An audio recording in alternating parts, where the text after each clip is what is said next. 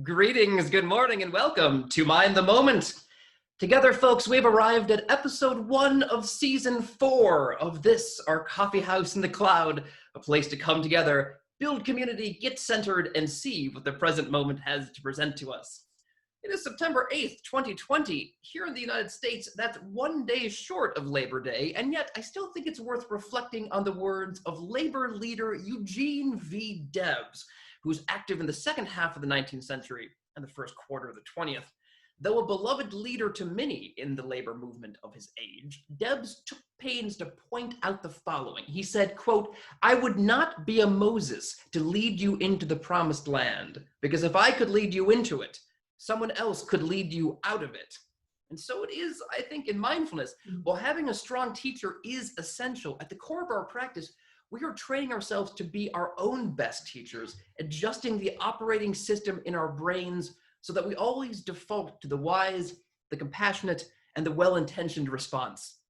I'm John Roberts from Harvard Pilgrim Health Care's mindfulness program, and if there is any mindfulness teacher I trust to be true and tireless in her teaching, it is Tara Healey, founder and director of our program. Good morning to you, Tara. Good morning, John. Hey, everybody.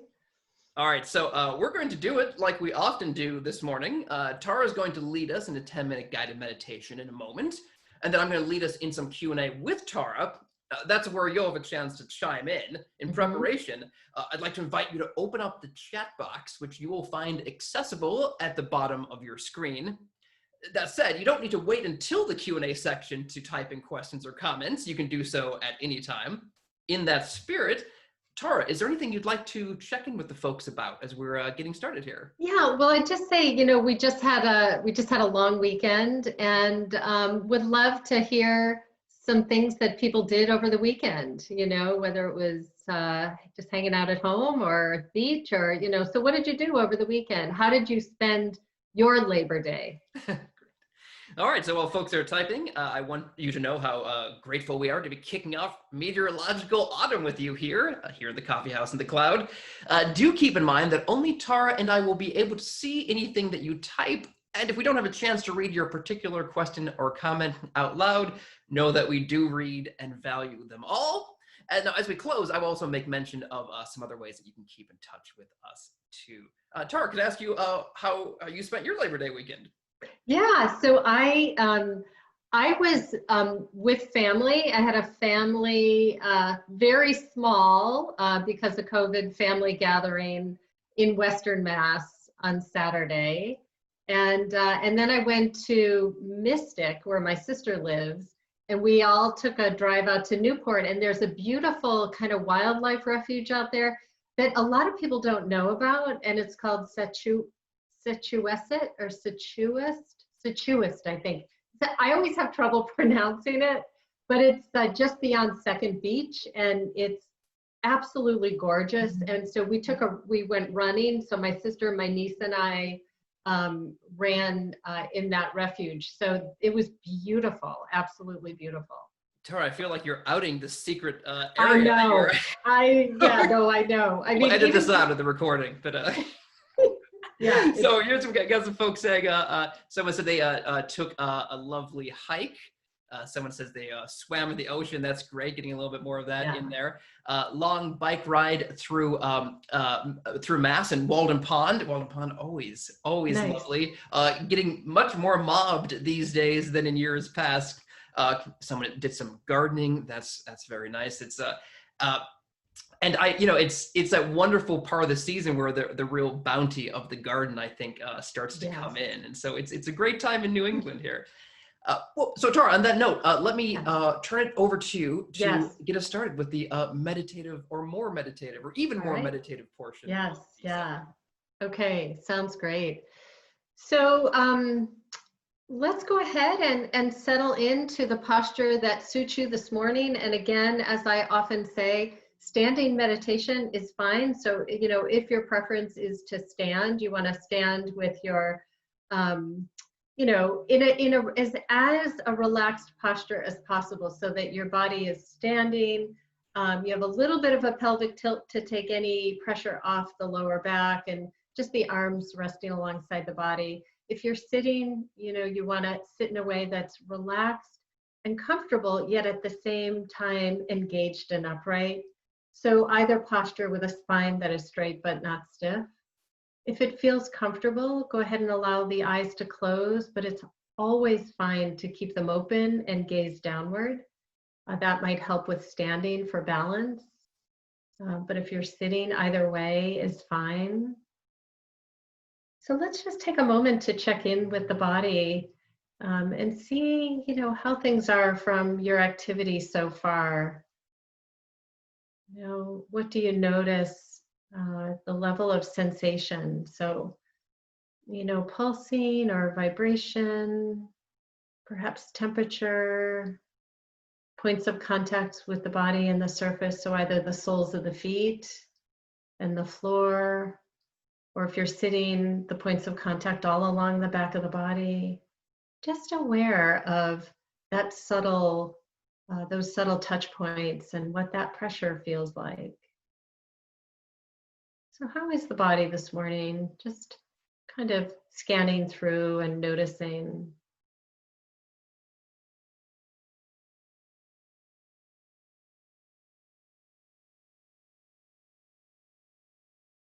No need to do anything special. It's just simply aware of the physical expression, sensations in the body.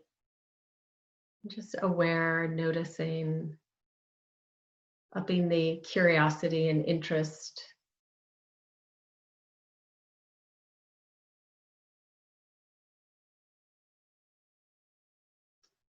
And noticing sound in the room or outside of the room that you're in. Just with a receptive attitude in the mind. Again, there's no need to label it, just noticing sound.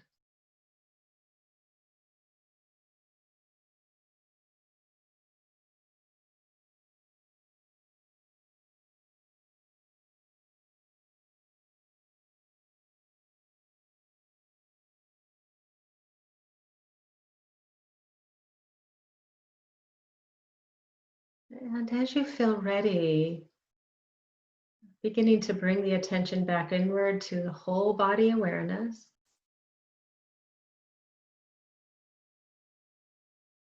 And start to narrow the focus of attention on the sensations present when you breathe. And again, remember, however you're breathing is fine. You don't have to change it or make it different. Just start to notice the rhythm of your breath.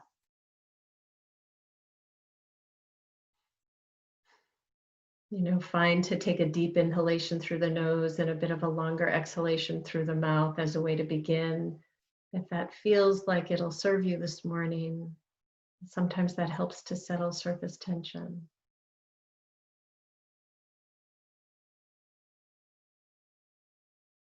Beginning to notice where in the body the in-breath and the out-breath is most noticeable. It tends to be either the rise and fall of the abdomen, chest, or air entering and leaving the nostrils. It's also fine to just have a little bit of a wider angle on the whole body. And each time the mind wanders into thought, which it will naturally, generally quite a bit, it's not a problem at all.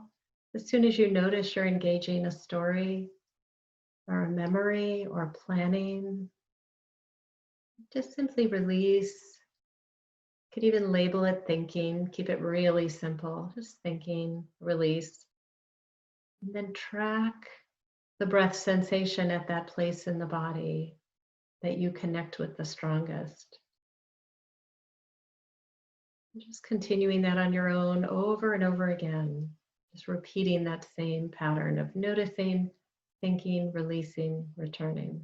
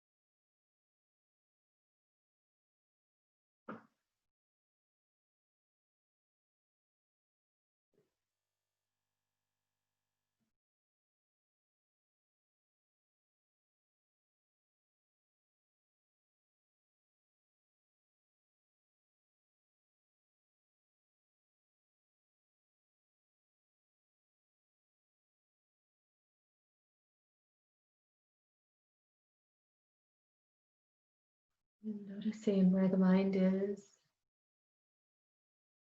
and returning to the breath.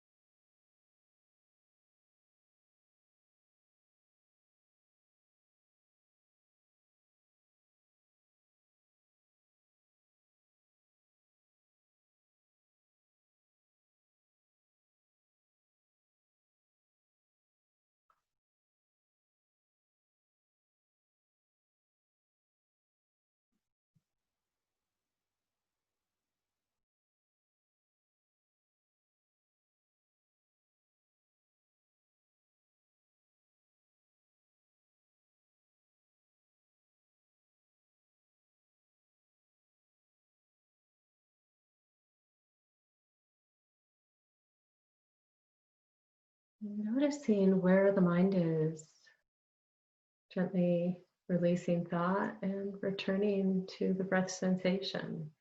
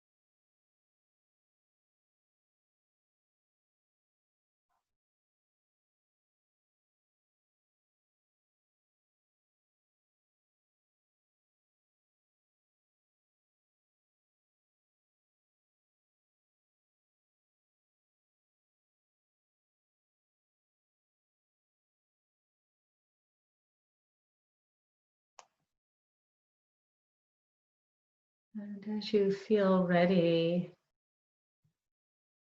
gently open the eyes if they were closed and reorienting back to the room that you're in and to each other.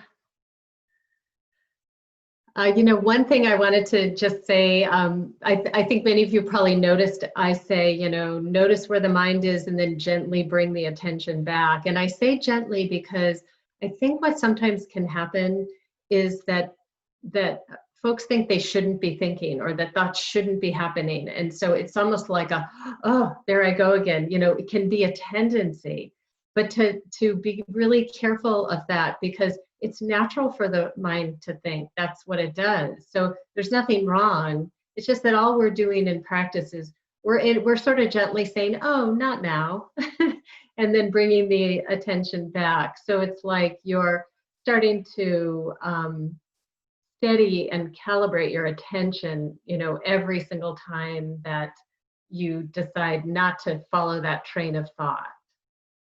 So it just feels worth mentioning. Yeah, Tara, it's such a subtle concept. I'm actually wondering if you could maybe elucidate that a bit more. So maybe Yeah. start by saying, like, what would it be like to not gently, or what do you find that people make maybe a mistake they make in how they approach their thoughts or Yeah, reconnect with right. yourself? Yeah, John, it's a great question. So I'm going to say what one of my teachers talked about, and I can't remember, but if you've ever been to like an arcade where they have those where you shoot the ducks, it's like, right? Like you try to, it's the ducks are slowly moving and you're trying to get those ducks out. Like there's like, we're not doing that in this practice. We're not trying to get them out or stop them or, stop the parade of thought. We literally need to enter with this idea that if the mind had a job description, it would be to think, to plan, to analyze, to worry, to regret, to remember. It's just sort of what it does. So it's like changing the mindset around, or the expectation that, you're going to have a calm and easy practice. Every single time you sit down to meditate, odds are it's going to be different than the one before. I mean, really, odds are like 100%. It's a new meditation. And you will bring with it everything that happens to be going on in your life at that particular time. So, yeah. Yeah, I'm loving the shooting the fake duck analogy here, and not only because I used to live near the boardwalk in Santa Cruz, California, Oh, but yeah. what's beautiful about that, I think, is it's also reminding you that they're not real ducks, right? I mean, Right. these Right. thoughts, I mean, like these, like, fake ducks that Yes. you're sort of aiming at or not, are not going to come and fly at you, just like your thoughts. Yes. If you just recognize the thoughts are going to stay put, are not going to somehow become more aggressive, then I think it Right. helps you to sort of let them just flow past, and then you don't even need to shoot them. Right. That's right. That's right. Yeah, no, John, that has stayed with me for many, many years, and just this idea too. I mean, we tend to yank ourselves back quickly, and you don't even have to do that. So somebody is also saying that they had their meditation was hard this morning, breath, was tight, and what suggestion. So I would say, there's a couple things. If your breath feels tight, to just sort of reorient by taking a couple of deep inhalations through the nose and a little bit longer exhalation through the mouth. And then see if your body will regulate itself. And so in a way, it's take those deep breaths, which just helps stimulate the parasympathetic nervous system when the out breath is a little bit longer. So that could provide a little bit of loosening. The other thing is breath. If you're having trouble with breath, you can lose breath as your object of meditation. You don't have to use that. You could use, the soles of the feet and the touch point. You could take your hands and place them on the top of your thighs. That point of connection, that pressure, that subtle point of connection can be where you keep coming back to. So the breath doesn't, breath is generally, it's a good object because it's with us all the time. But it doesn't have to be the breath. So you can experiment with a few other things. Yeah, I mean, for myself, sometimes when I have that tightness of breath, it can feel a little bit alarming, right? It can feel like Yes. Yeah. distressing, and so I do think it's good advice not to stick with it, not to say to yourself, oh, I've decided on the breath, I need to stick with the breath, and then sort of become more panicked as I've become. Instead, like, okay, we're gonna move away from the breath for a moment, and then if, for example, then I'm paying attention to like the feeling of my hands, then without realizing it, my breath has then started to regulate itself. Right. Exactly. Yes. All right. Well, I hope people do keep asking questions. Please feel enthusiastically encouraged to do so while you're thinking and typing. So, Tara, as you know, and as some of our viewers may know, my wife and I recently ushered our first child, Jack Falcon Roberts, into this mortal coil which we share. He came to us all of 9 pounds and 1 ounce at 10:31 p.m. on the floridly dated date of 2020. I think that makes him a Leo.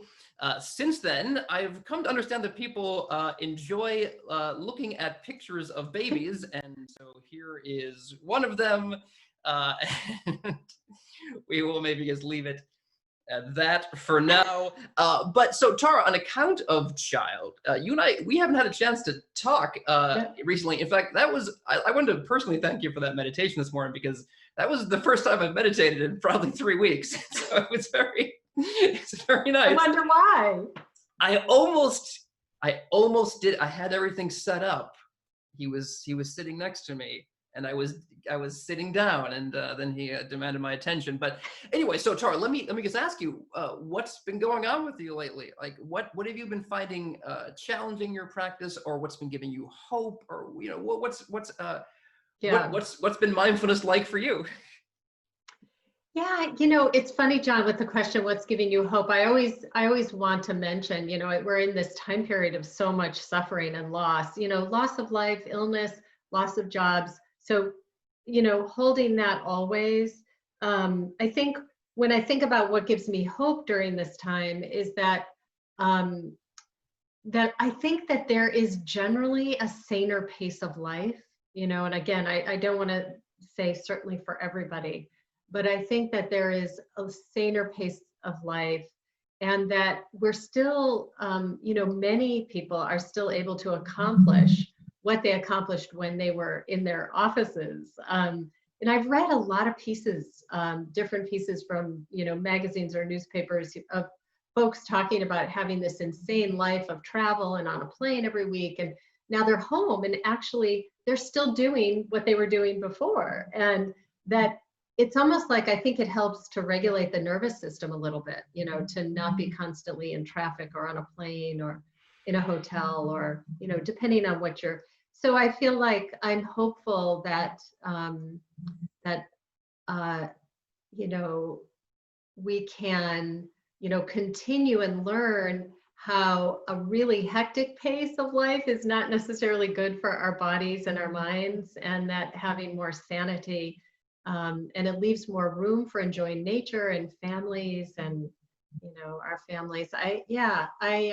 And I think what's challenging is that I also, if I think about it from a professional perspective, that, there is something that I miss about the in-person, and is there a way to find a blend of those two, where you still have human contact, and you can still get together professionally, and yet also recognize that this works, it's. Yeah. As we're getting into fall here, I mean, often in fall, the weather gets a little crisper, and you get like, you can imagine, things are going to get a little more cozy. But I also feel like this is causing some people anxiety as well, because people who've been like, okay, at least I can get out, in the summer. Right. Like, Yeah. as winter is approaching, I think there is some fear of like being trapped inside. I don't know if you have any thoughts about how we might bring our mindfulness practice towards, well, I suppose first of all, towards managing those feelings of anxiety or fear about what might be coming towards us. Yeah. Well, one of the things that I find, John, I do to sort of manage my own anxiety about future worry, is just really exercising the habit of bringing myself back to where I am right now, and recognizing that, right in this moment now, it's okay. Things are okay. So it's like when I project out, that I can get into worry, and it's just that they're just projections outward, like there's too many unknowns. So why even try to go there? So just inclining my mind back, and that's a really, really valuable practice, to just notice, and then just incline your mind back to where you actually are. Yeah, and another thing I try to keep in mind for myself is that things don't last forever. I mean, sometimes you want things to last forever, they don't. But, Right. As you can imagine, there have been many times recently in which I've been holding a crying child and thinking, he is never going to stop crying, and then he does. And I think the same thing about, I mean, we've been at this now, this pandemic lifestyle for I guess 6 months. 6 months, yeah. But it is going to end. It is going to change. Right, that's eventually. right. I mean, it doesn't Yes. feel that way probably most days, but it is. The world is going to at least change, if not snap back exactly to where where it was before. Yes. Well, golly, I hate to. Well, here's a hopeful thing that I'm hopeful about is that Tara, you're going to be joining us again on Friday, and so that actually makes it easier to bring us around to the. Let's move on to that to the ending portion here. So we're back every Tuesday and Friday, 8:30 a.m. Eastern time. Now, you can find the links to these sessions and other resources at our main site at harvardpilgrim.org/mindfulness. If you have any questions for Tara or for any of our experts that we didn't get to here, or if you think of any questions later on in the week, please send them along to askmtm@harvardpilgrim.org, and we will work on getting them answered. Or you can leave me a voicemail at 617-509-7047. Now, we'd love to have you check out the free resources around mindfulness and pain management, which we're offering through a partnership with Mindful Magazine. These can be found at mindful.org/pain. You can always see what we've been up to on our Facebook page at facebook.com/mindthemoment. And on our YouTube page, youtube.com/mindthemoment, you can rewatch this session, older sessions, and introductory sessions featuring Tara. Also, on youtube.com/mindthemoment, that's where you can watch or rewatch the archived interviews that Tara conducted with Judd Brewer, Chris Liddy, and Sarah Lazar, which I had a chance to rewatch recently and found to be really excellent. So good job, Tara, with those. So if I may do a final word from Eugene V. Debs, who stated, quote, "Intelligent discontent is the mainspring of civilization." So I hope to use my own mindfulness practice this week to remain somewhat intelligently discontented as we begin another period of time that I believe is going to benefit from bringing the best and most sharply awakened versions of ourselves to it. Tara, it was great being with you today, and I'm delighted that you'll be back on Friday. Yeah, good to be with everybody. Do you have any final thoughts you'd like to leave us with before we close out? I think just knowing that the sitting practice or standing practice, that's sort of what we call formal, is not the only way to practice. That you can bring awareness into every single aspect of your day in just little bits, and that it all adds up. So I would say, as you begin this week, to just bring practice in when you're washing the dishes, or when you open the fridge door, just bring that kind of quality of attention and awareness as you remember. Thank you for that. Fantastic. All right. Thank you everyone for joining. Great to see you. See you soon. Have a moment. Bye, everybody.